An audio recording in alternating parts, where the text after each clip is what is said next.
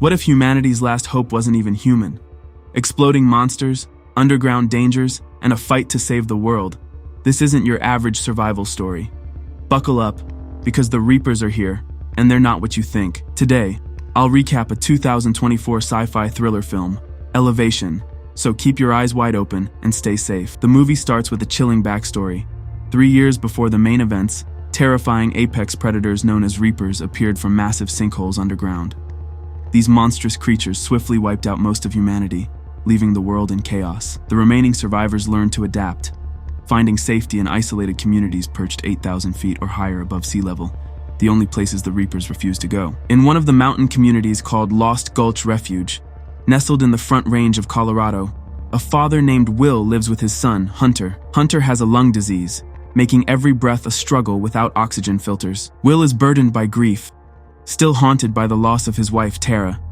She was killed by the deadly Reapers during a mission with Nina, a former scientist who had been searching for their weaknesses. Hunter grows restless after months of isolation. The nearby communities have cut off radio communication to save electricity, relying on flags to send messages instead. When Will realizes their oxygen filters are running dangerously low, he knows he has to act. Nina warns him about the dangers of traveling to Boulder, Colorado, but Will persuades her to join him. He promises they'll not only find more filters, but also reach her old lab, where she might discover a way to defeat the Reapers once and for all. Katie decides to join Will and Nina on their dangerous mission.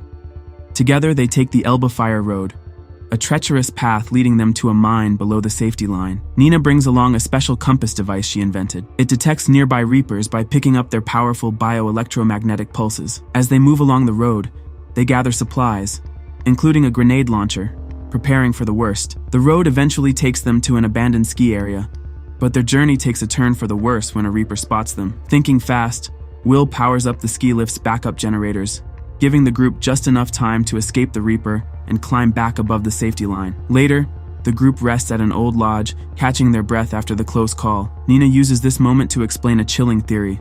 The Reapers don't eat or sleep, which might mean they aren't living creatures at all. The next morning, the group reaches an old mining tunnel that Will remembers from his days as a miner. But there's a problem.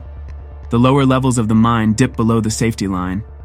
Even worse, Nina's compass won't work underground, leaving them vulnerable to any lurking Reapers. Despite the risks, they press on. When they reach the upper level of the mine, they discover it was welded shut during the early days of the invasion. With no choice, they're forced to descend into the dangerous lower levels. It isn't long before disaster strikes.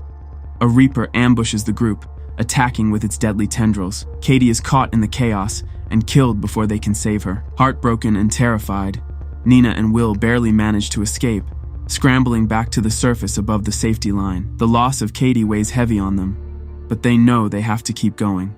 Nina is determined to return to her lab to retrieve a stockpile of magnesium. She explains her theory.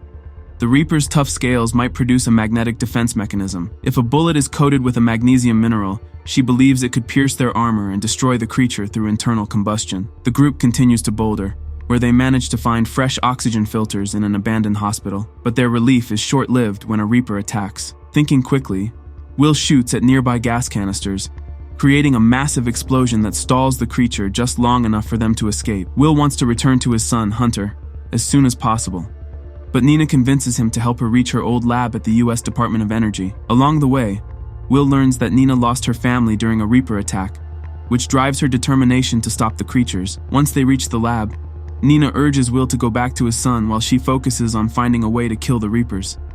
After countless experiments, Nina finally succeeds. When a Reaper breaks into the lab, she uses a bullet coated with a magnesium-cobalt mixture. The bullet pierces the creature's defenses and kills it, proving her theory right. Will sets off in a rusty pickup truck, determined to get back to his son. But his plans take a sharp turn when his tires blow out, leaving him stranded. With no time to spare, he takes off on foot, sprinting toward the safety line as Reapers close in on him. The creatures corner him, their massive forms looming in the dim light. Just when all seems lost, Nina arrives in the nick of time.